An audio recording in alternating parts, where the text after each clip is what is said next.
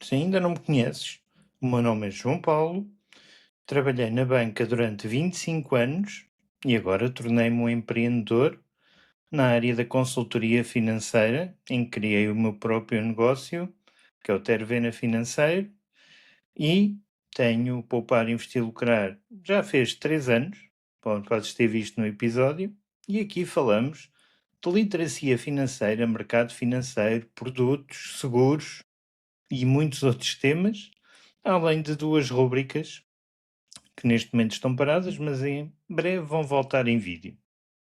Bem, hoje vamos falar de ETFs, como já podes ter visto no vídeo, e quero falar de um instrumento que nos últimos anos se tornou praticamente omnipresente em todas as conversas sobre investimentos, inclusive o FI.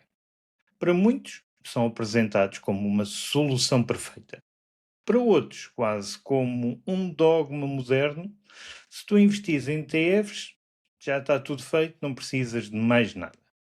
Mas, como tudo no mundo financeiro, a realidade é um pouco mais complexa do que isso. Os ETFs, na verdade, têm vantagens claras, muito objetivas e difíceis de ignorar, mas também têm limitações, riscos e desvantagens que raramente são explicados com calma, sem entusiasmo e sem rejeições. Neste caso, vamos falar exatamente sobre isso. Explicar o que é que são os ETFs, porque é que eles funcionam tão bem para muitos investidores e, sobretudo, em que situações podem ser a melhor escolha. Não vamos adulterar o produto, não vamos também demonizá-lo, tudo com equilíbrio. Mas afinal, o que é que são os ETFs? Eles significam Exchange Traded Funds, ou seja, fundos de investimento que são cotados em bolsa.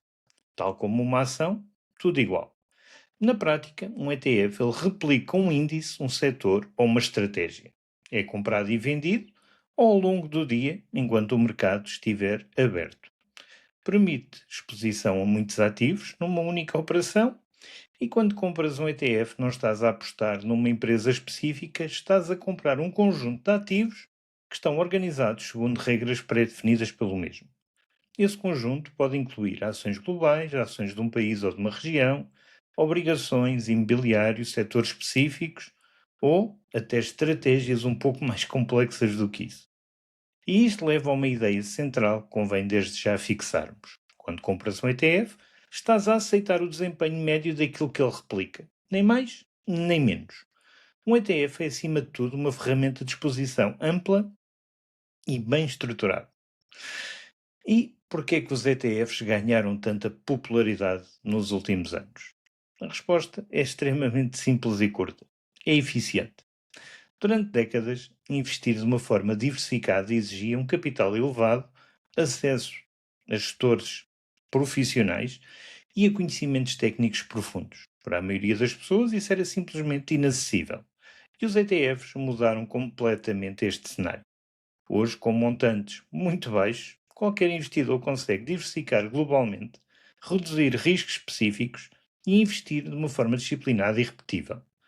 Mas esta popularidade não vem apenas da facilidade, vem de um conjunto de vantagens mais concretos, como seja a diversificação imediata. Esta é provavelmente a vantagem mais óbvia e mais poderosa. Com um único ETF, consegues reduzir drasticamente o risco de uma empresa específica falhar. Um mau resultado, um escândalo, uma falência, tudo isso tem um impacto diluído. Um ETF global pode conter centenas ou até milhares de empresas espalhadas por vários países e setores. Isto não elimina o risco, mas transforma o risco concentrado num risco distribuído ou diluído. E é essa diferença no longo prazo que faz toda a diferença. Uma diferença que faz diferença. É verdade. Diversificar, ele não te garante os ganhos, mas reduz a probabilidade de erros fatais. Outra das vantagens estruturais dos ETFs são os custos. A maioria dos ETFs representa comissões anuais muito reduzidas, frequentemente entre os 0,05% e os 0,25%. Raramente é mais e não conheço nenhum com menos. Aqui não há comissões de performance, não há custos opacos, nem custos de gestão, não há mais nada. No curto prazo, isto parece irrelevante, mas no longo prazo é brutal. Um fundo caro Ele não te vai roubar dinheiro de uma única vez. Vai retirando silenciosamente, ano após ano. Ao fim de 20 ou 30 anos, a diferença entre custos baixos e custos elevados representa dezenas de milhares de euros. Custos baixos não te garantem sucesso. É algo que também tens de ter presente, mas custos altos quase sempre garantem frustração. Outra grande vantagem dos ETFs é a sua simplicidade. Compram-se como uma ação, integram-se facilmente numa carteira, são fáceis de acompanhar e para quem trabalha, tem um pouco tempo, tem uma família para gerir, tem um trabalho, tem tudo, para não viveres colado aos mercados, e isto é fundamental. E os ETFs, eles permitem investir sem transformar o investimento num segundo emprego. E isto não é um detalhe menor, é uma vantagem real para a esmagadora maioria das pessoas. Outra vantagem muito grande é a transparência, pois tu sabes exatamente o que é que aquele ETF ele replica. Quais são os ativos, qual é que é a metodologia que foi usada e não há caixas negras, não há decisões discriminatórias escondidas e essa previsibilidade dá tranquilidade e tranquilidade ajuda a manter boas decisões ao longo do tempo. A disciplina e o comportamento.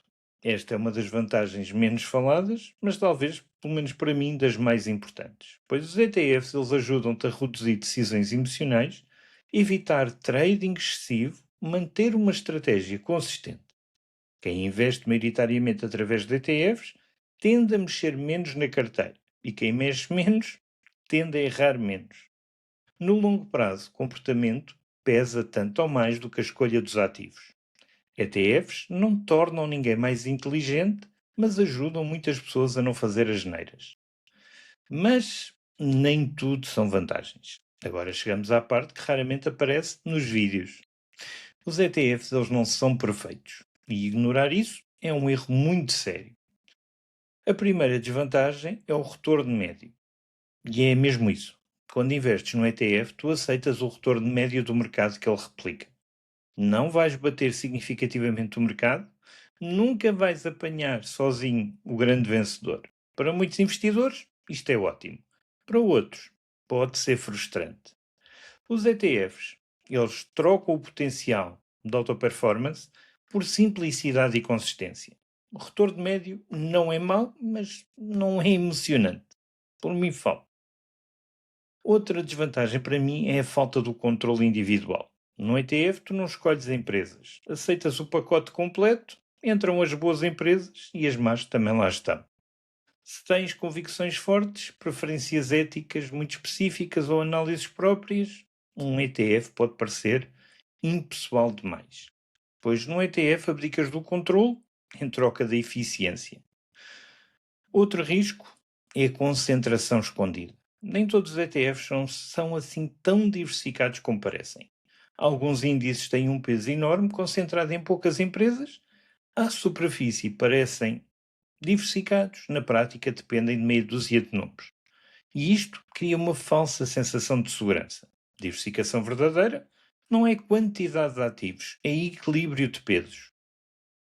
E outra desvantagem é a liquidez, pois nem todos os ETFs são igualmente líquidos. Alguns têm spreads elevados, pouca negociação diária e custos escondidos na execução. Para quem investe montantes maiores ou faz movimentos frequentes, isto pode ter um impacto real.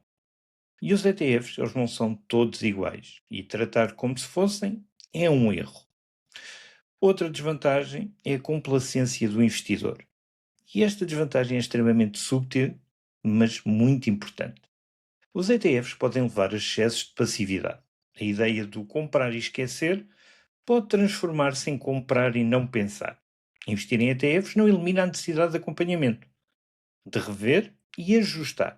Os ETFs simplificam a decisão, não substituem o pensamento.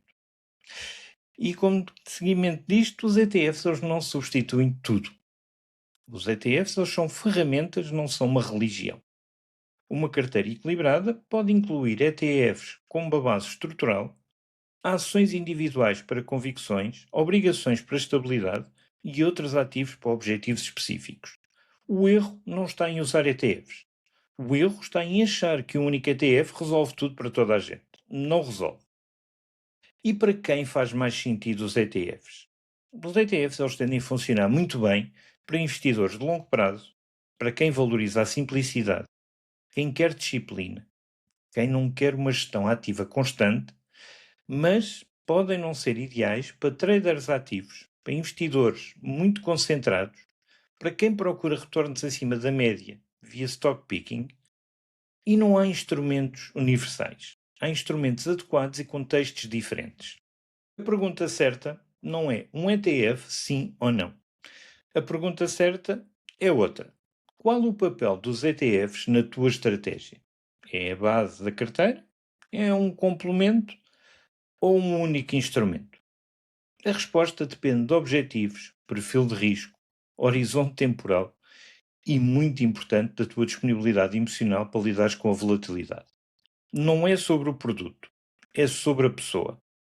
Os ETFs são das maiores inovações financeiras das últimas décadas, não há dúvida.